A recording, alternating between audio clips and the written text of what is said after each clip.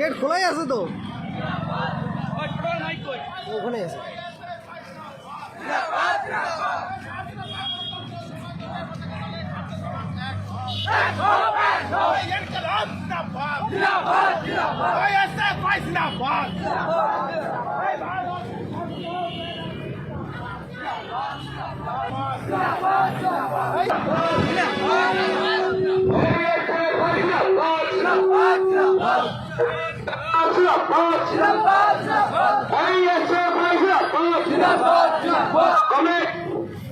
আমাদের যে ভিডিও অভিযান, আমাদের প্রতিনিধি টিম ভিতর থেকে রেপুটেশন দিয়ে ভেতর থেকে বাইরে আসে, যখন আমরা এখানে অবস্থান করে আমাদের সবার কাজ শুরু